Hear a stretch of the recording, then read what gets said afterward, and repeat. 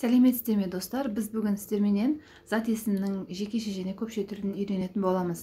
Жекеше ол сингуляр, жалғыз тұрған заттар. Плурал, яғни көпше түрде екі немесе одан көп заттарды біз айтамыз. Жасалу жолдары өте көп, мұқият тыңдаңыздар. Мынау S жалғау жалғанады, қарапайым мысалдар. S жалғау жалғанады: chair, chairs, table, tables, pencil, pencils, book, books, cat, cats. Қазақшасын аударудың қажеті жоқ деп ойлаймын. Барлығы түсінікті деп ойлаймын. Келесі. Ал егер кей жағдайларда зат есім O әрпімен аяқталған болса, оғанда ES жалғайтын боламыз. ESке ауыстыратын боламыз. O әрпімен аяқталса. Tomato, tomatoes, potato, potatoes, mosquito, mosquitoes, echo, echoes, zero, zeros. Көрдіңіздер ме? Із деп оқимыз, tomato, tomatoes. Осылай екен. O әрпімен аяқталса зат есіміміз, онда біз ES жалғауын жалғаймыз. Ал бір кейбір грек немесе латын сөздер бар, оны жаттап алсаңыздар болады. Ол да O әрпіне аяқталады да, оған бірақ ES емес, жалған, жай ғана S жалғанады екен. Avocado, avocados, photo, photos, video, videos, солай кете береді.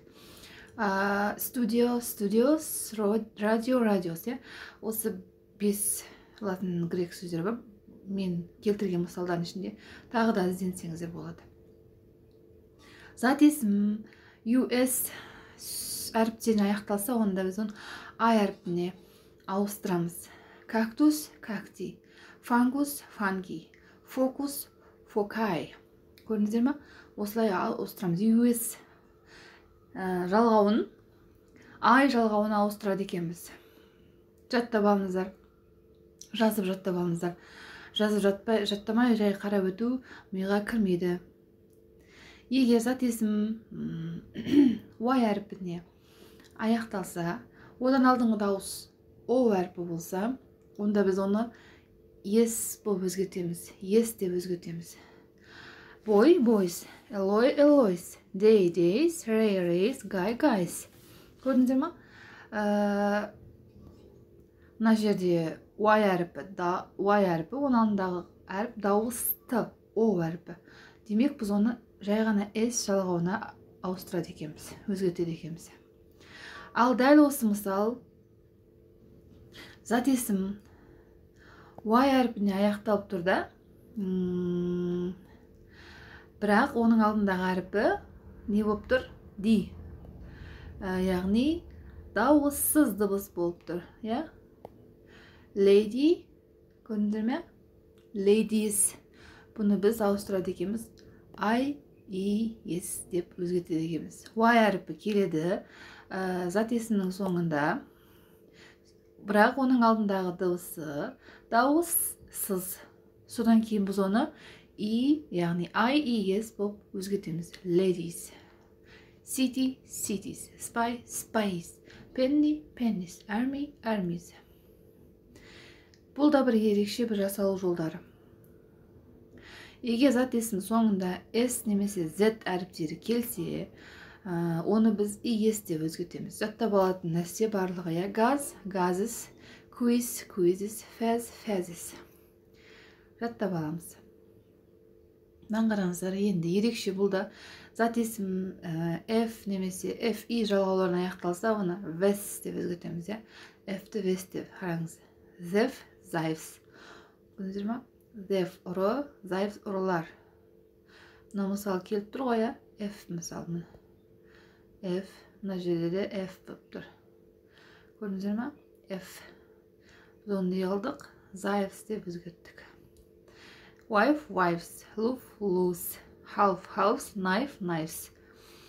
Түсінікті деп ойлаймын, яғни F немесе FI жалғауларын vesқа өзгерттік.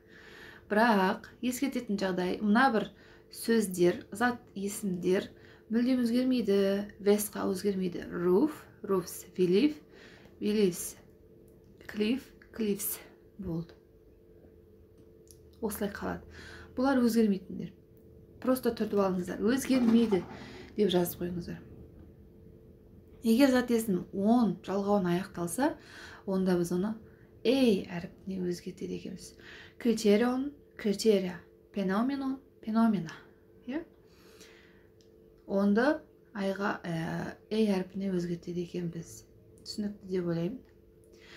Ал егерде I is, is, is болса, оны is, яғни is жалғауына өзгертеміз. Oasis, oasis. Thesis, thesis.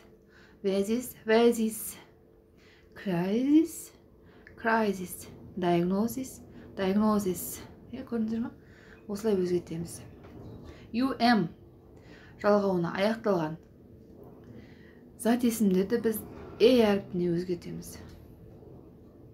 Datum, data. Agendum, agenda. Medium, media. Bacterium, bacteria. Memorandum, memoranda. Яғни аяқталған, жұрнағына аяқталған зат есімдерді әріпіне өзгертеміз. ді алып тастаймыз да Datum, data. Көпше түрі солай болады екен. X, X немесе X жалғауларына аяқталған зат есімдерді ICES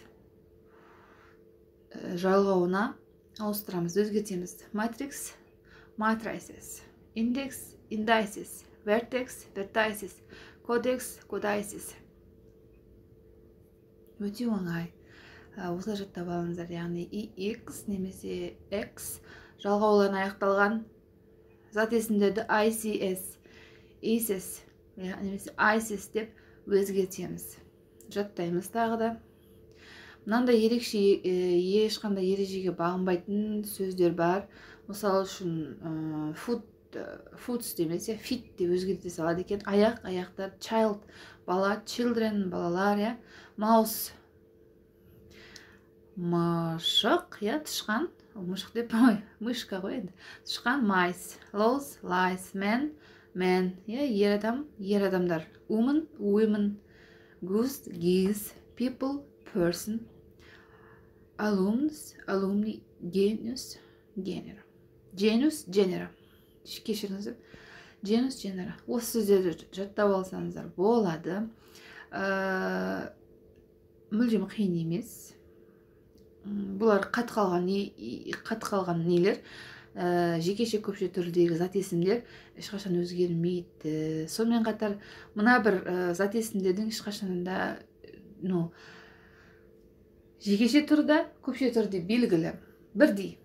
Екеуі бірдей жүреді. Fish, tuna, salmon, deer, gross, ice, spice. Екеуінің де көпше түрде, жекеше түрде бірдей.